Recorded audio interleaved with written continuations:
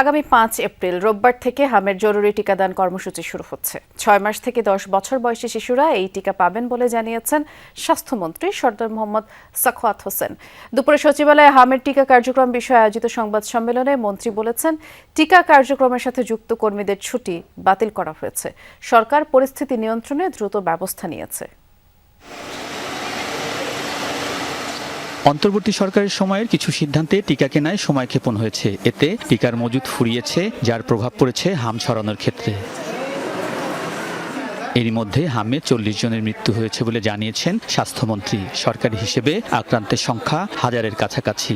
এ অবস্থায় হামের জরুরি টিকাদান কর্মসূচি শুরু হচ্ছে আগামী ৫ এপ্রিল রবিবার থেকে। এর আগে সিরিঞ্জ ও ভ্যাকসিন পাঠানো হচ্ছে হাম আক্রান্ত এলাকাগুলোতে। এজন্য global alliance for vaccine and immunization Gavi থেকে ধার নেওয়া হচ্ছে ২,১৯,০০,০০০ টিকা।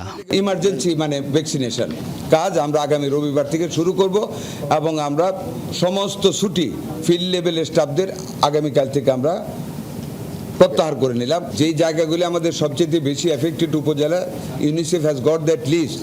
ওই লিস্ট অনুযায়ী আমরা প্রত্যেকটা উপজেলায় আমরা ভ্যাকসিন পাঠিয়ে দেব। ৬ মাস থেকে ১০ বছর পর্যন্ত বেবিদের আমরা কভার করে নিব। একটা ডোজ করে আমরা দিয়ে যাব।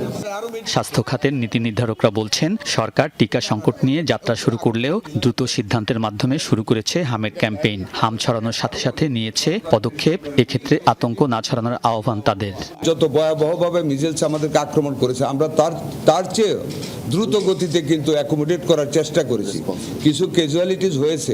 বাংলাদেশের ইতিহাসে স্বল্পতম সময়ের মধ্যে একটা ন্যাশনাল এমার্জেন্সি ভ্যাকসিন ক্যাম্পেইন আমরা করতে যাচ্ছি এই রোববার থেকে। প্যানিক হওয়ার কিছু নাই। আপনারা দয়া করে পজিটিভ নিউজ করবেন, মানুষকে টিকা কেন্দ্রে আসতে উৎসাহিত করবেন। ব্রিফিংয়ে স্বাস্থ্যমন্ত্রী ২০১৮ সাল থেকে টিকা কার্যক্রম বন্ধ কয়েকদিন আগে দেয়া তার এই বক্তব্য থেকে সরে আসেন। ২০২০ ডিসেম্বর থেকে জানুয়ারি ২১ পর্যন্ত এক মাসের একটা ক্যাম্পিং মিজেল রিভেলার হয়েছিল, বাট এইটা কতটুকু সাকসেসফুল হয়েছে এটা আপনারা বিবেচনা করবেন। আমি অতীতের সমালোচনা করতে চাই না, তবে এটুকু বলবো যে আমাদের টোটাল জেনারেশনটা তখনকার কাভার করতে পারেনি। অসম্পূর্ণ অবস্থায় এটাকে আমাদের ধারণা শেষ করেছে। তবে এবারে টিকা কার্যক্রম প্রয়োজন অনুযায়ী অব্যাহত থাকবে বলে জানিয়েছেন স্বাস্থ্যমন্ত্রী। আলমগীর স্বপন, যমুনা নিউজ, ঢাকা।